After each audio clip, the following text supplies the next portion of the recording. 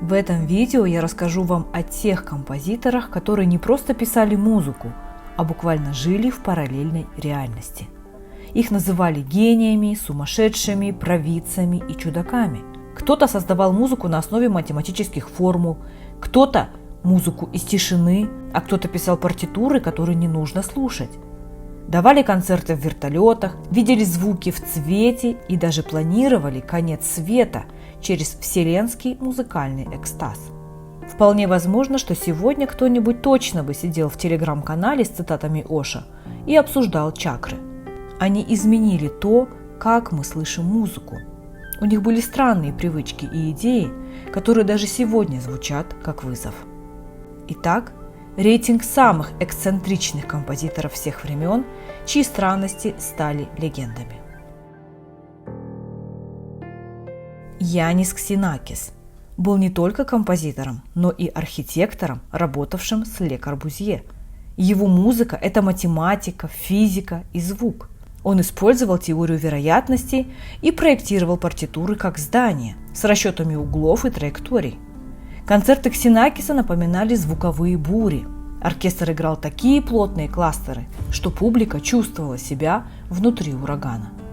О его архитектурной стороне я подробно рассказывала в этом видео. Оставлю ссылку в описании. Рихард Вагнер воздвиг театр специально под свои оперы. Он требовал, чтобы публика сидела в полной темноте и не аплодировала между актами. А его партитуры иногда длились по 5 часов, создавая эффект музыкального транса. Камиль Сен-Санс – пианист-виртуоз и композитор. Сен-Санс посещал спиритические сеансы и интересовался оккультизмом. Он запретил исполнение и публикацию своей сюиты «Карнавал животных» при жизни, считая ее несерьезной музыкой, которая может повредить его репутации как серьезного композитора. Он разрешил исполнять и публиковать только пьесу «Лебедь» из этой сюиты. Запрет был снят после его смерти, и «Карнавал животных» был издан в 1922 году. Он любил писать музыку о животных и космосе, что, в принципе, было странным сочетанием для XIX века. Также увлекался астрономией и математикой, связывая их с музыкой. Густав Малер переписывал свои симфонии десятками раз. Боялся симфонического проклятия, жил в режиме работы без выходных, даже в отпуске писал и правил партитуры. Он был перфекционистом до фанатизма, обладал невероятной трудоспособностью, хотя некоторые критики называют это синдромом гипноза власти. В работе был неуступчивым, язвительным, жестким, капризным. Одним словом, диктатором.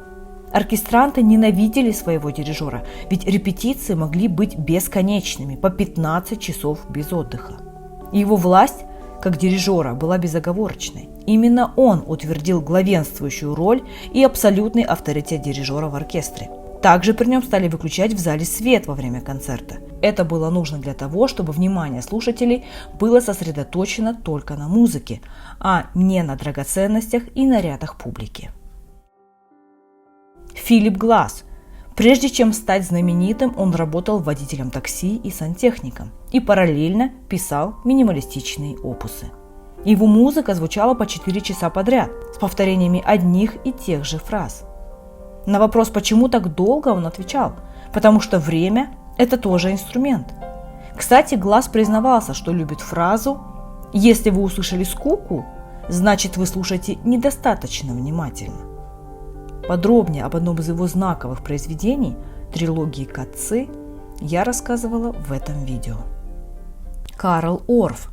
Его «Кармена Бурана», сценическая кантата, написанная в 1936 году, основана на средневековых немецких и латинских текстах, найденных в рукописи XIII века. Задумывалась как обрядовое действо с танцами и барабанами. Его студия напоминала шаманскую мастерскую. Он мечтал превратить концерты в мистические ритуалы. Если вам нравятся такие музыкальные шаманы, то по ссылке найдете видео о Карле Орфе. Джон Кейдж. Его пьеса «4 минуты 33 секунды» – это 4 минуты тишины. Музыка рождается в случайных звуках зала. Но и это не все. Он писал пьесы для подготовленного фортепиано, вкладывал между струнами гайки, болты, резиновые предметы, и инструмент звучал как целый ансамбль ударных. В повседневной жизни Кейдж был не менее эксцентричен. Он был заядлым микологом, любителем грибов, и говорил, что знает о них больше, чем о музыке.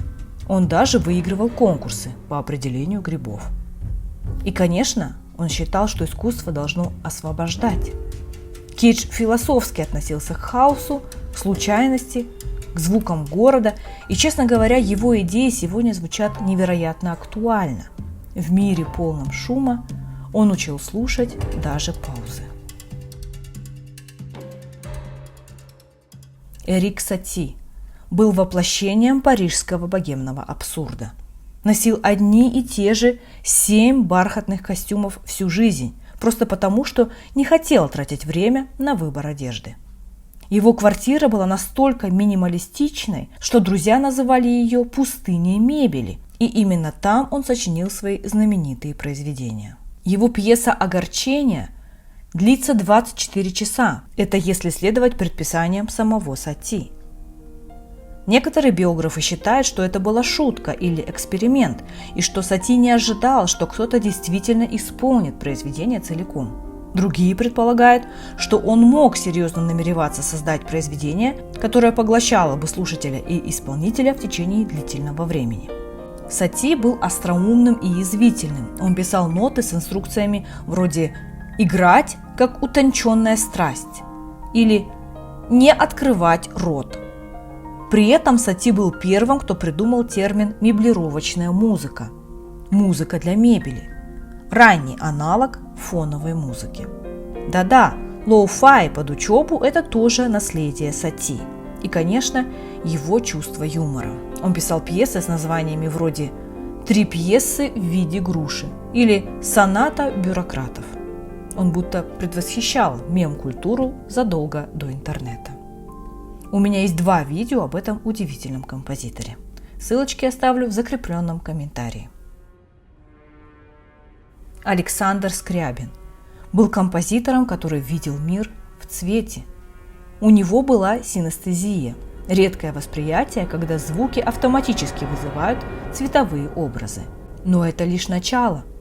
Скрябин мечтал о мистерии, грандиозном действии, которое должно было пройти в Индии, длиться несколько дней и объединить музыку, танец, поэзию, свет, архитектуру и даже изменение климата. Он верил, что эта мистерия приведет человечество к концу мира в высшем экстазе. И не апокалипсис в привычном смысле, а переход на новый уровень бытия. Это произведение должно было стать кульминацией его творчества и по его замыслу привести к духовному перерождению человечества. Перед смертью Скрябин написал предварительное действие, своего рода пролог к мистерии, чтобы подготовить человечество. Он даже придумал инструмент – свет, партия света, который должен был проецировать цвета в зале во время исполнения музыки. Это была первая в истории музыкального искусства попытка объединить музыку и свет, создав светомузыкальное произведение. Скрябин, обладая цветным слухом, сам разработал партитуру для света, используя отдельную строку в партитуре. Так что, если вы когда-нибудь ходили на концерт с лазерным шоу, знайте, это все Скрябин придумал еще 100 лет назад. Его называли русским Ницше в музыке, а он и не спорил. Уверенно заявлял «Я Бог» и серьезно считал, что через музыку может управлять космосом. Скрябин сегодня точно бы сидел в телеграм-канале с цитатами Ошо и обсуждал чакры. Чарльз Айвс днем продавал страховки, ночью писал революционные партитуры. Да, Айвс сделал успешную карьеру в страховом бизнесе, но продолжал сочинять музыку в свободное время. Его музыка не получила широкого признания при жизни, и он сам издавал и распространял свои произведения. Музыка Айвза наполнена элементами американской культуры, включая народные песни, гимны, марши и танцы. Его музыку не понимали современники. Посмертное признание пришло к нему благодаря усилиям американских музыкантов, которые оценили его уникальный стиль и вклад в музыку. Его новаторские идеи оказали влияние на таких композиторов, как Шонберг, Стравинский и Кейдж.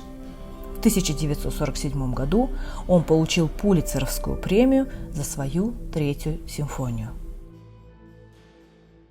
Россини, тот самый, который говорил: «Дайте мне счет из прачечной, и я положу его на музыку». В 37 лет ушел на пенсию, написав 39 опер. Жил для гастрономии и вечеринок, создавая музыкальные салаты из шуток и соусов. Его называли гурманом музыки, и он был не против. Россини говорил: «Желудок – это дирижер, который управляет огромным оркестром наших страстей. Пустой желудок для меня как фагот, который рычит от недовольства, или флейта пикколо, которая выражает свое желание в визгливых тонах.